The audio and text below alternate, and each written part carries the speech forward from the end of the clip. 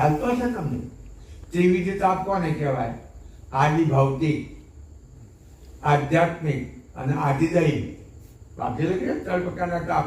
આદિ ભૌતિક તાપ કયો?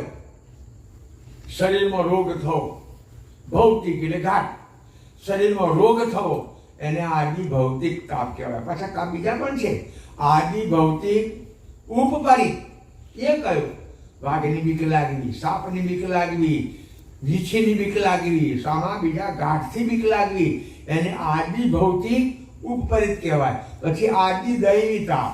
આદિ દૈવી તાપ એટલે કે દેવનું નડતર આવે આપણને, એ આદિ દૈવી તાપ કહેવાય. અને આદિ દૈવી ઉપપરિત કયો? ભૂતથી બીવું, મંત્રીથી બીવું, આનાથી બીવું, ત્યાં અંદર જાગૃતિ ના હોય તો ગભરાઈ. અને કેટલાય લોકો ગભરાઈને મરી જાય છે. કેટલાય ગભરાઈને મેં પેલી આગળ વાત કરી હતી, દીપમાં આવે પેલી દેવી અયંતા કે છે કેટલાય મરી ગયા એટલે બધા મોતે મરી. હું એ વાત જવા દો, વર્ષો થઈ ગઈ. આ કોરોનામાં મરી ગયા બધા, કોરોનાથી મરી ગયા ના, ગભરાઈને મરી ગયા. હું બાપા સ્ટેન્ડમાં તો ગયેલો છું, તમને કથા પાકી લાવ્યો છું. પહોંચી ગયેલો. અરે એક અહીં મારે, કલાક પછી અહીં મારે, કલાક પછી અહીં મારે, તો આપણો વાળાઈ જવાનો. ભગવાનની કથાઓ સીધી થાય તો બાકી હશે કદાચ આ એકાવનું વર. એટલે પાછા લોકો ગભરાઈને મરી ગયા બધા, કે રોગેથી મર્યા. અને પાછું બીજું માને શું કે કોઈ ઘરનું રહેવા નહીં દેવાનું.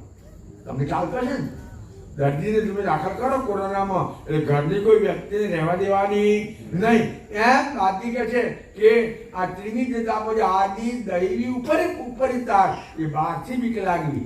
ત્રીજો આધ્યાત્મિક તાપ. બધાને સરખો સતાય આધ્યાત્મિક, પેલા ઓછા વધતા હોય. આધ્યાત્મિક તાપમાં ભૂખ અને તરસ. આપજે લખ્યું છે ભૂખ અને તરસ.